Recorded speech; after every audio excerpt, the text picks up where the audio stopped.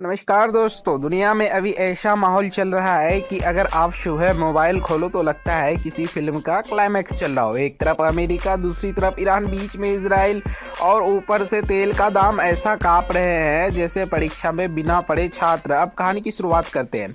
America के रक्षा सचिव Pete Hegseth ने पेंटागन में प्रेस वार्ता करके कहा है कि ईरान के अंदर अब तक का सबसे बड़ा और सबसे तेज हमला होने वाला है। मतलब फाइटर जेट, बॉम्बर, मिसाइल, सब कुछ। इतना बड़ा हमला के सुनकर ईरान भी सोच रहा होगा उठा ले रे बाबा, उठा ले, मेरे को नहीं इनको उठा ले। अब जो यह पूरा अभियान चल रहा है इसका नाम है एपिक फ्यूरी और अभी यह 11वें दिन में पहुंच चुका है। इस अभियान का मकसद क्या है? सीधा सा लक्ष्य है ईरान के मिसाइल भंडार खत्म करना, उसकी नौसेना की ताकत कम करना और उसकी परमाणु क्षमता को रोकना। मतलब अमेरिका और इजराइल दोनों मिलकर ऐसा दबाव बना रहे हैं कि ईरान की सैन्य ताकत धीरे धीरे कमजोर हो रहा है। और इस बीच अमेरिका के ज्वाइंट चीफ्स के चेयरमैन डैन केन ने एक बड़ा दावा किया है। उन्होंने कहा इन हमलों के बाद ईरान के मिसाइल लॉन्च लगभग 90% कम हो गए हैं।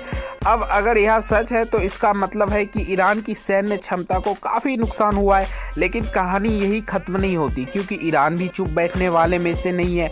उसने भी जवाबी हमला किया है, मिसाइल छोड़ी है, ड्रोन भेजे हैं। हालांकि अमेरिका का कहना है कि ईरान की क्षमता पहले जैसी नहीं रही। अब जरा सोचिए, अगर दो बड़े देश ऐसे भिड़ जाए तो दुनिया का माहौल कैसा हो जाता है। तेल के दाम ऊपर, बाजार नीचे और आम आदमी बीच में फंसा रह जाता है। यानी वही हाल फिल्म अंदाज अपना अपना में आमिर खान और सलमान खान जब दोनों लड़ रहे होते हैं, बीच में बेचारा नौकर फंस जाता है। दुनिया भी अभी वैसा ही हालत में है। अब आते हैं सबसे बड़ी धमकी पर। ईरान ने कहा है कि अगर हमला जारी रहा तो वह होर्मुज़ जलदम भूमध्य को बंद कर सकता है। अब जिनको भूगोल थोड़ा सा कम पसंद था उनके लिए बता दूं, यह दुनिया का सबसे अहम तेल रास्ता है। दुनिया के बहुत बड़े हिस्से का तेल इसी रास्ते से गुजरता है। अगर यह रास्ता बंद हो गया तो समझ लीजिए पेट्रोल पंप पर ऐसी लाइन लगेगी जैसे फिल्म धमाल में खजाने के पीछे भागते हुए चारों दोस्त। अब एक और दिलचस्प खबर सामने आई है। कुछ रिपोर्ट्स में कहा जा रहा है कि ईरान के नए नेता इस हमले में घायल हो गए, लेकिन अभी इसकी आधिकारिक पुष्टि नहीं हुई है। मतलब अभी यह खबर भी वैसी ही है जैसे फिल्म हंगामा में हर कोई किसी और को गलत समझ रहा होता है। सच्चाई क्या है अभी पूरी तरह साफ नहीं। अब अमेरिका के राष्ट्रपति डोनाल्ड ट्रंप ने भी इस मिशन पर बयान दिया है। उन्होंने कहा है कि यह अभियान सीमित होगा। मतलब अमेरिका किसी देश को कब्जे में लेने या वह सरकार बनाने का इरादा नहीं रखता है। सीधा सा लक्ष्य है, हमला करो, नुकसान पहुंचाओ और वापस आ जाओ। यानी पूरा मामला ऐसा है जैसे फिल्म गोलमाल में अजय देवगन का अंदाज, काम करो और निकल लो। अब एक और आंकड़ा सुनिए। अमेरिका ने अब तक का 5000 से ज्यादा स्ट्राइक कर दी है। इतनी स्ट्राइक की अगर कोई गिनने बैठे तो कैलकुलेटर भी थक जाए। और अभी भी यह अभियान जारी है। मतलब कहानी अभी खत्म नहीं हुई है।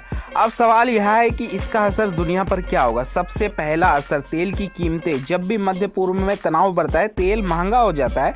और तेल महंगा मतलब परिवहन महंगा, सामान महंगा और जिंदगी महंगी। यानी वही हाल है फिल्म वेलकम में उदय भाई का चेहरा जब बिल दिखाकर सदमा लगता है। दूसरा असर है क्षेत्र युद्ध का खतरा। अगर यह संघर्ष बढ़ता गया तो इसमें और देश भी शामिल हो सकते हैं। मध्य पूर्व पहले से ही काफी संवेदनशील इलाका है और अगर वहाँ युद्ध फैल गया तो उसका असर पूरी दुनिया पर पड़ेगा। अब जरा कल्पना कीजिए, अगर यह टकराव लंबा चलता है तो दुनिया की राजनीति कैसे बदल सकती है। कुछ देश अमेरिका के साथ खड़े होंगे, कुछ ईरान के साथ, और कुछ देश ऐसे होंगे जो दोनों को देखकर कहेंगे बाबूराव का स्टाइल है। मतलब अपने अपने हिसाब से खेल खेलेंगे। लेकिन इस पूरी कहानी में सबसे बड़ी बात यह है कि दुनिया अभी एक नाजुक मोड़ पर खड़ी है। एक तरफ सैन्य ताकत, दूसरी तरफ कूटनीति। अगर बातचीत शुरू हुई तो तनाव कम हो सकता है, लेकिन अगर हमला बढ़ा तो यह संघर्ष बड़ा रूप भी ले सकता है। और दोस्तों, इतिहास हमें यह सिखाती है कि युद्ध शुरू करना आसान होता है लेकिन खत्म करना बहुत मुश्किल। इसलिए पूरी दुनिया की नजर अभी इसी पर है कि आगे क्या होगा। क्या अमेरिका और इजराइल अपने लक्ष्य हासिल कर लेंगे? क्या ईरान जवाबी कदम और तेज करेगा या फिर कूटनीति की मेज पर कोई समाधान निकलेगा? अभी के लिए स्थिति यही है कि हमले जारी है, तनाव बढ़ रहा है और दुनिया सांस रोककर देख रही है। और हम भी देख रहे हैं कि आगे की खबर क्या आती है। अगर आपको यह जानकारी पसंद आई तो वीडियो को लाइक कर दीजिएगा, कमेंट्स कर दीजिएगा, एक और वीडियो को शेयर कर दीजिएगा, क्योंकि दुनिया की खबरें समझना भी जरूरी है और समझाना भी। फिर मिलेंगे अगली बड़ी खबर के साथ। तब तक के लिए धन्यवाद। जय हिंद, जय भारत।